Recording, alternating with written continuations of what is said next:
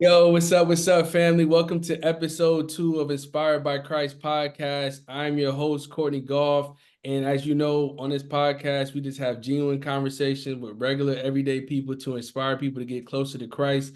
And that's the goal. And today we have a special guest, a father, a longtime friend, knew my man, I think since, I'm thinking like at least sixth grade.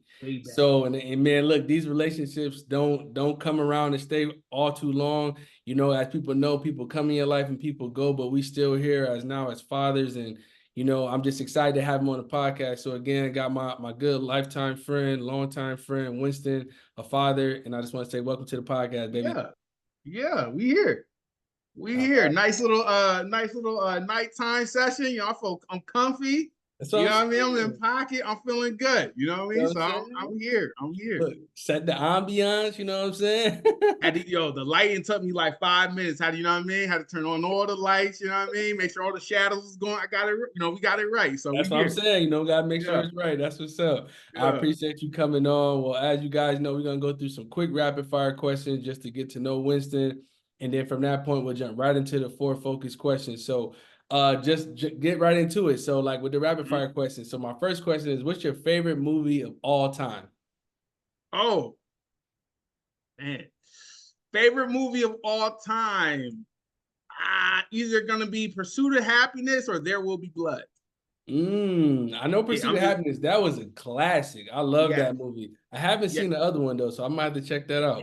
Check it out. There Will Be Blood is about an oil man who's like he's trying to like strike oil. So he's going to communities trying to strike oil. Hmm. And it's like it literally is like the duality between like faith and like getting it. You see what I'm saying? So like Right. he's just a money hungry, like I'm trying to win, but Yeah. like these things keep happening while he's trying to win, which pushes him towards like not him being religious, but like it's like always there, like Yeah. hey, you know what I mean? It ain't just so it's I ain't gonna it's a great move. Okay, Watch all it. right. Okay. Yeah. Say the name again. So I can. There will be blood. There will be blood. Okay, cool. I have to Yeah, check that on out. All right. So yeah. then now the next one. What do you enjoy most about being a father? Oh, everything. Watching growth, learning about myself. I, Hmm. seeing the purity in human. You know what I mean? Like man, like your kids don't come out bad. Like they just like I just Yeah. remember seeing my son. He just didn't want to do nothing but eat and smile. You dig what I'm Yeah. saying? So it's just Yeah. like I've always felt this like responsibility, like almost like not like it's gonna be like I'm trying to not mess him up. You see what I'm saying? Right. He already Right. came out like He he ready. came out on point. You dig what I'm That's a saying? fact. Like so I've always just carried that way, like, oh, like he don't like he actually just need me not to get in his way. And Exactly. so I just those are the things I love about and just watching the growth in him, the growth in like me as like a parent, you know what I mean? Because they Yeah. demand responsibility. Like if you want to raise like a good kid, like they just demand you to get better. That's So a fact. yeah. No, that's a fact. I definitely agree with that. Like, it's nothing like seeing your child grow. And to your point, sometimes it's good to allow them to learn and go through their own experiences, but then also guide them at the same time and direct them. So that's beautiful. I love it. All right, my next one. Who's your favorite basketball player of all time? I thought I might know, but I don't know. Let me see who you gonna go with. At the end, I think if you say favorite, I think you have to say game on the line. It's Michael. You know what I mean? And so Oh, when I say this, listen to me. I grew up a huge LeBron. I'm that's not. why I I grew thought up you was going one. LeBron. Listen, you get older, you find some things out. Okay, so I grew up a huge LeBron fan. Okay, Oh man. but man, because I like his game. It's unselfish. It's getting other people involved. It's yada yada yada.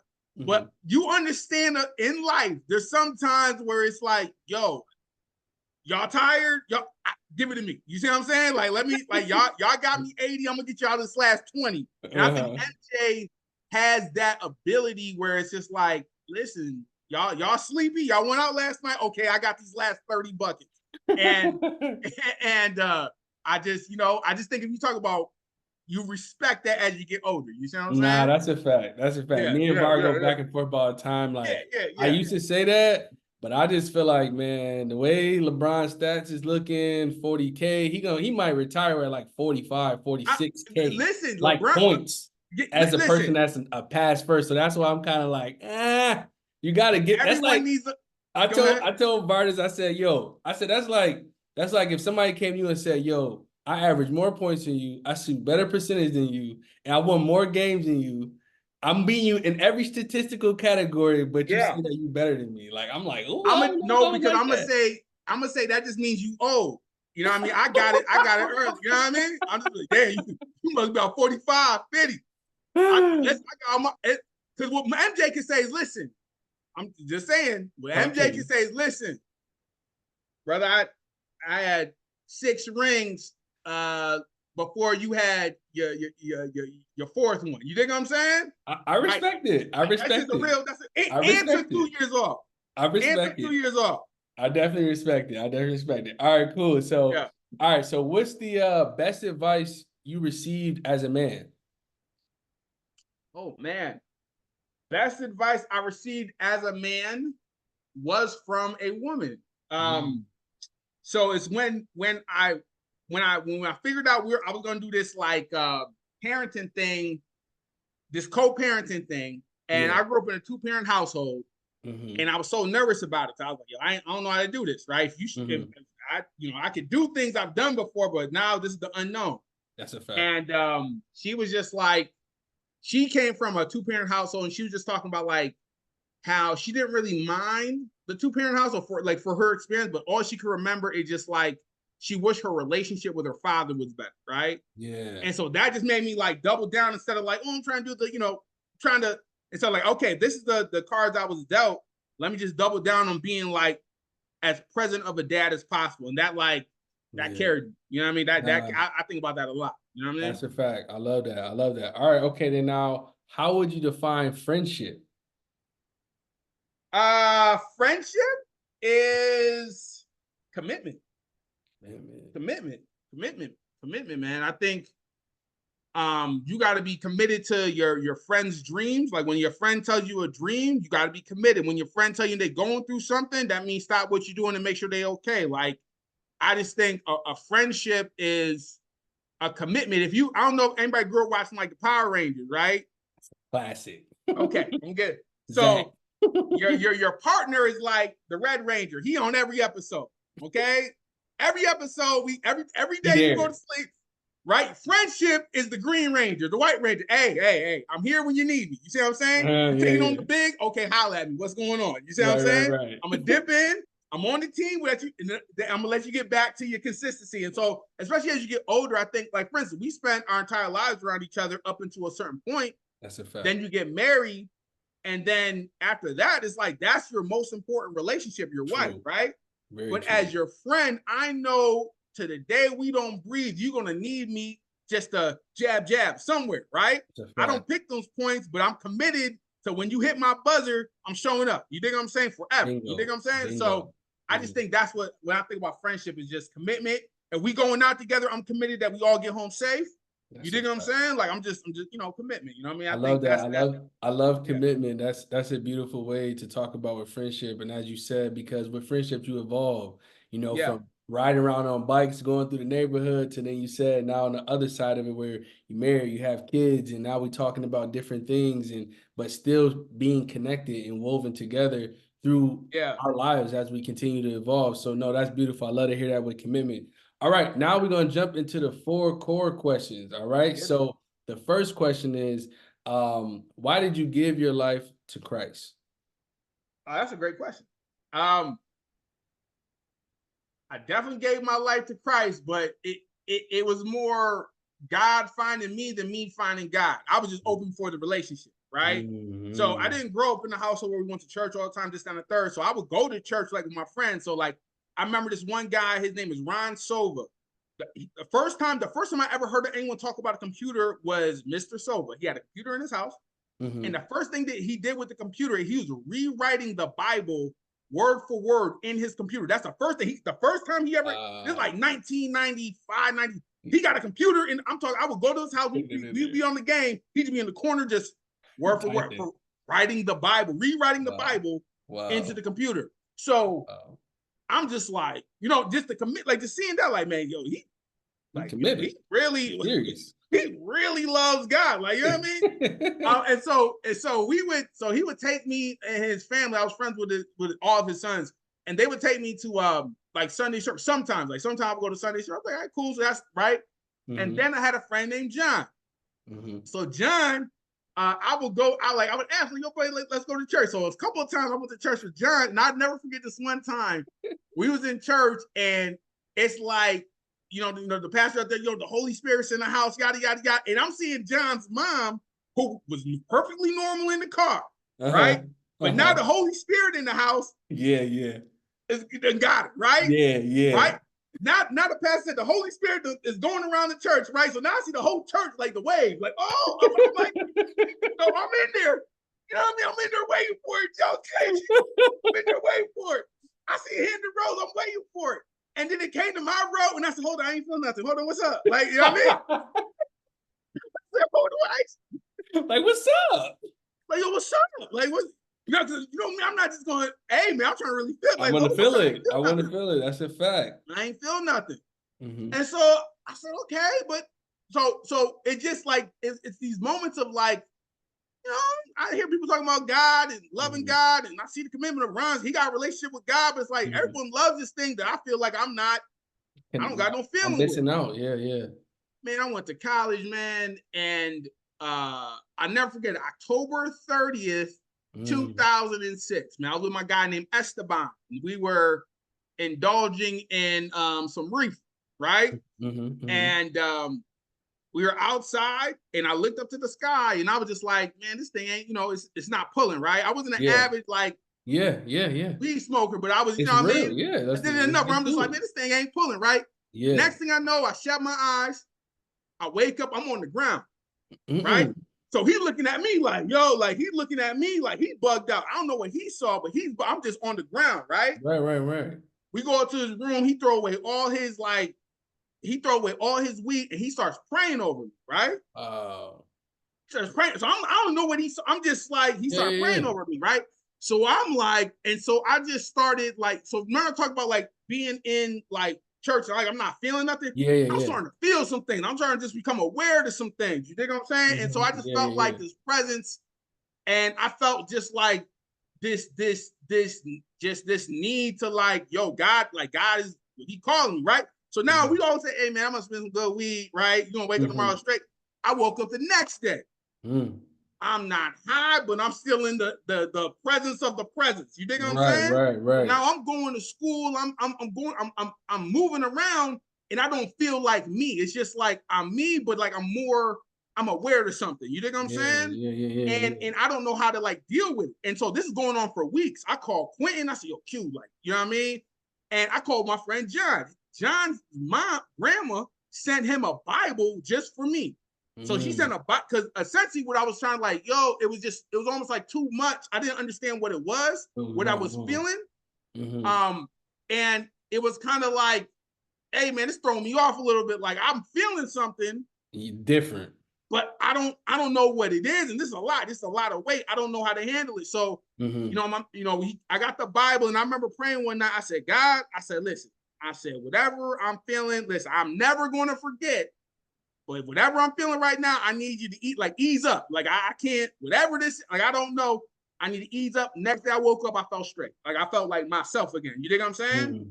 And from that, like a little of my backstory, I was in high school. I didn't get to walk at graduation. But then after that moment that happened to me in college, I went from not walking in graduation in high school to being like the class speaker of my class when I graduated college, right? Fire. So it's just a older, like I'm talking about, the reason I can know the date is my life, it wasn't a gradual, it was like I completely changed, like just like instant. It was like, yo, I went from joking to like commitment, serious. I'm on it, you know what I mean? And so that's why I would say, like, I give the date, and I would say I was always open to a relationship with God, but I would say God more like found me than I was like, yo, God, I'm gonna do right now. You see what I'm saying? It was like, hey, you know what I mean? It was like, hey, come on.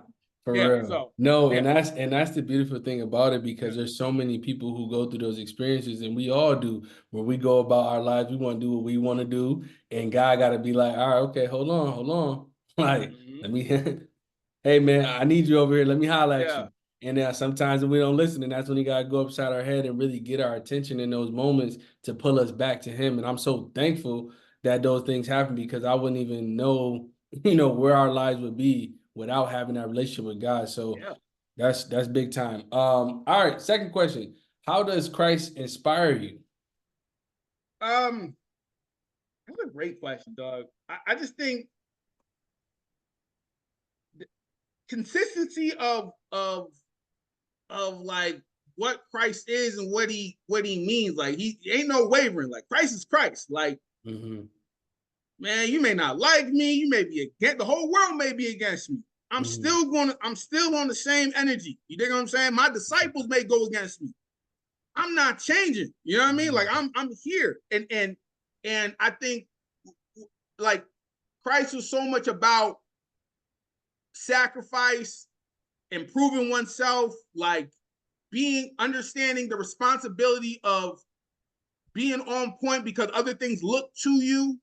And no matter how dysfunctional the things got around him, he was staying steady because he know that's what I am. I'm steady. And That's a so I would fact. say like the consistency. I know a lot of people talk about like he died for our sins, but just the consistency of like the commitment of what Christ is, what Jesus is, and we can't be that. You see what I'm saying? Yeah, Like man. as a human being, like I I can't do can't do that. this. Can't do Yeah. that. You see what I'm Yeah. saying? Can't Nah. do that. So That's a fact. yeah, That's yeah, a I can't fact. do And that. Yeah, again, hearing the same word commitment, from going from friendship to be talking about, Christ and how he inspires you, and hearing that same word again. And it's like, there's, people say, what a friend we have in Jesus, like that song. And it's like, it's a beautiful thing, because that our Father has went through everything that we have been through. So yeah, he knows, and he's able to speak on our behalf off the strength. Like, we're able to be in front of God because of Jesus. So it's just like, it's a beautiful thing to hear that and know that we have that bond with him. So just hearing you say that, like that commitment, and then tying it back to friendship and God being the ultimate friend and brother at the same time, and father, all in one. yeah. Boom. So yeah, man, that's dope. All right. So what about this next part is like, what what advice do you have for someone who's on the fence? Like, thinking back of how you were, where you're like, hey, I had that experience early on in my life, and then Mm-hmm. later on in your life, then you had that encounter with God again. But like, what about that person that's on the fence of like, man, should I give my life to Christ? What should I do? Should I still do my own thing? What advice would you have for that person? Yeah, I would say I would say I would say just be open. You know what I mean? I wouldn't even say like I would just say just like if someone said like for instance, someone said, hey, there's a new app out called TikTok, right? We're gonna go on TikTok, we're gonna see TikTok. Oh, what's this about, Mm-hmm. right? Check Mm-hmm. it out. Don't assume you know God until you know God, right? Or you know what I mean? And so it's like there is so much, you know, like I said, get to know. And I just think if people just gave it an opportunity not to take over your life, but just get to know it, right? This is, Yeah. hey man, this is talking about forever. Yeah. But like forever, That's a okay? fact. That's a Hey, I'm fact. not telling you to commit that forever is for real, but just sounds cool. Forever sounds cool, right? Let me just get to know it. And when you get to know it, you won't have the experience that I had, meaning that the feeling that I had was because I didn't really get to know God like that before he came into my life. And it was a Mm-hmm. lot. And so Mm-hmm. now I'm like, oh, whoa, you know what I mean? But if I had got to know what I was feeling, I would be okay. Yeah, yo, this is, I would have been more open to the experience at the time because I would have known what it was. But Mm-hmm. because I was so like, I'm like, I don't know no words, I don't know, I'm just Right. watching. It was confusing, and God is a lot. You know what I mean? God is a lot. Like That's a fact. there's nothing you're going through in your life that God can't. Ain't Bingo. nothing. Bingo. Nothing. Addiction, finances, insecurities, whatever you go, I'm talking. It's a lot. And if you don't understand what you're getting ready to go through, it could, you know what I mean? It could be a lot, you know? So that's why I would say, just be open and research it and get to know it. So when God does come in your life, because God is a presence, you know, God is not a story, it's a presence. Like, for instance, there's a reason Ron Silver was typing in the computer. That's a fact. It's a reason, you know what I mean? It's a reason why he had that energy on him. That's a fact. Typing in the computer. It's a reason. It's a reason why people, when they talk about what God has done for them in their lives, it's almost like they're talking about a next door neighbor. Like God is a presence, and you just want to be, you know, ready for that. So yeah. No, that's a fact. And one of the things I want to pull away from what you said about how oftentimes with worldly things, like you're like, oh man, it's this new app. Yo, check this TikTok out. And people are like, oh, let me check it out. Let me see what this is about. Oh, I don't like it. But then when you say something that has of substance, like, hey man, pick up this Bible, man. I'm telling you, this is what you need. Yeah. And I feel like oftentimes we run from that because we know what's in there is going to convict us of what we're doing from a day to day. Yeah. And when you want to stay comfortable and like, yo, that's what I do. Like, I don't want nobody telling me. I don't want to read some that already I know is on my conscience when I do certain things I'm not supposed to. But now if I read it, I know for sure. But we already know that God said he wrote it on everybody's heart. So we all have a conscience. You know what I mean? So I think like when you said that really resonated because people will accept like minimal or minute things like, oh, yeah, I'll try that. But then it's like, yo, why won't you try God? Why don't you try the person who created you? You know, so facts. And God, and listen, I'm talking about, like I said, I think people go into God like, oh, he's almost like a timeout. Like God is one big, and to me, what I got from really getting into God was like, God was almost like, dog, this is how fly, I'm just gonna talk. This is how fly I want you to be. This is what you're doing right now.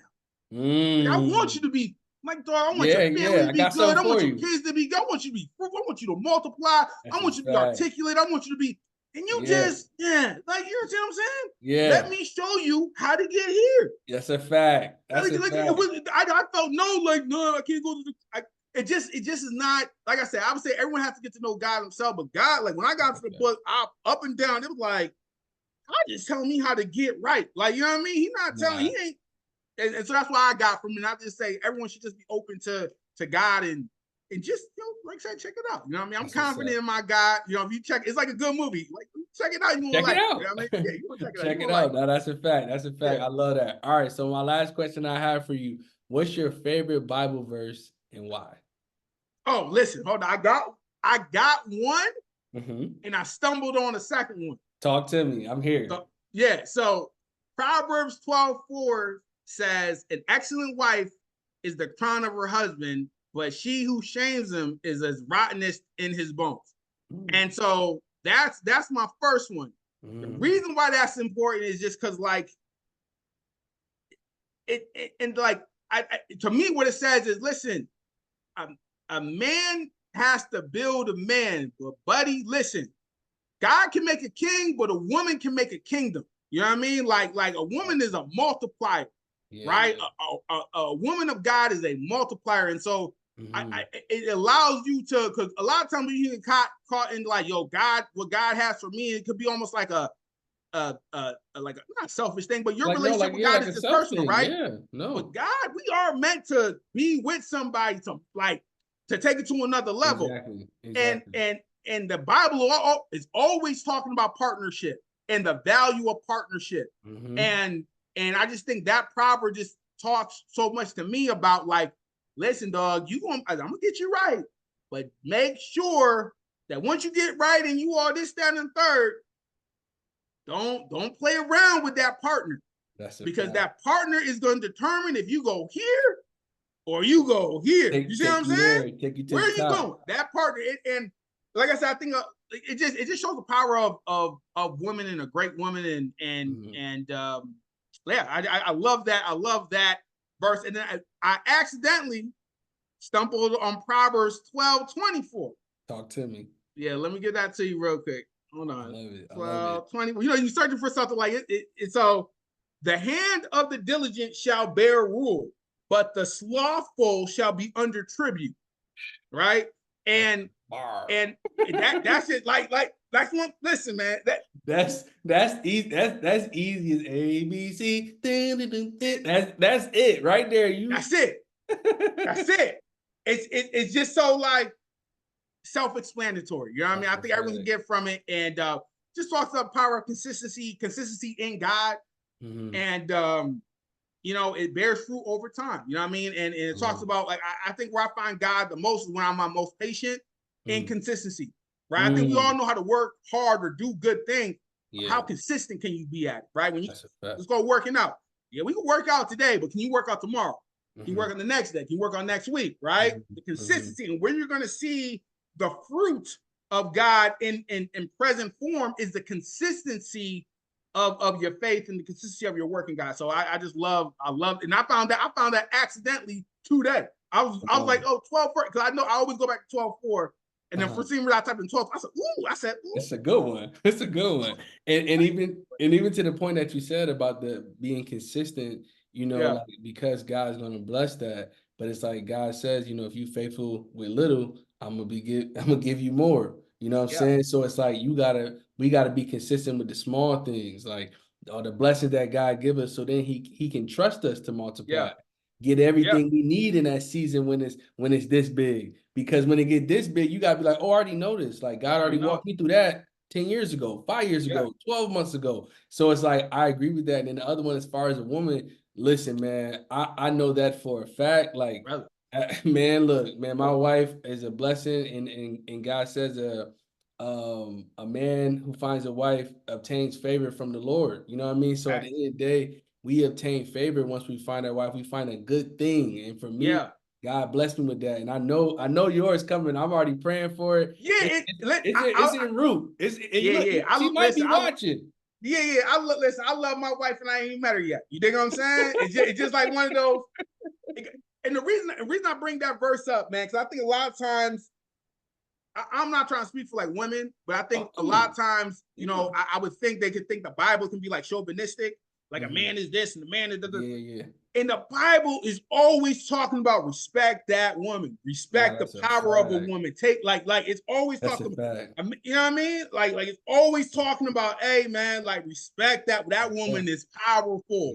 That woman is, you know what I mean? And it's just, and so I just love it because, like I said, I it just calls, like, if you're trying to be a man, you can't be no man without respecting a woman and wanting a woman that respects herself. You think what I'm saying? Like that should be what you attracted to. Come on, man. Like, come on, man. And I even wanna add to that, like you said about that being in the Bible. And one of the things it says in the Bible where you're not gonna find this nowhere else is that as a husband, if you mistreat your wife, God won't hear your prayers if you treat her harsh. And like, so the people don't realize that, because again, when you talk about a man and a woman, a bride and a groom, that's a representation. The marriage is a symbol of Christ in the church. We are the church. We're running ratchet. We're doing all type of stuff in the world, and Jesus still standing there at the altar like, I'm waiting for y'all. I'm here faithfully. I'm waiting. And so it's like that to me, like that's the symbol right there of marriage when he talks about that, and you read that in the Bible. But those things, like you said, when people take stuff out of context, like, you know, talk about submission, you know, women don't want to hear submission, but at the end of the day, before a woman submits, I as a husband, like me and my wife, I had to submit to God. We submit to each other. You know what I'm saying? And then, you know what I mean? And it follows, the kids follow under that same umbrella. But people don't realize that they pick and choose different things out of it. But if you read it in full context, it's a requirement for both people. That's why you said it's a partnership. Listen, I'm gonna tell you something. I used to work in I used to work at a telecommunications company, right? And I was in the call center, right? And I'll tell you, the most nervous call I ever had. Talk to me. Most nervous call I ever had is I was helping this woman out with her phone line, right? Her service, and I did something well, and I was like, I said something like, all right, can I tell you what to do next? And she said something like, I will do whatever you tell me to do.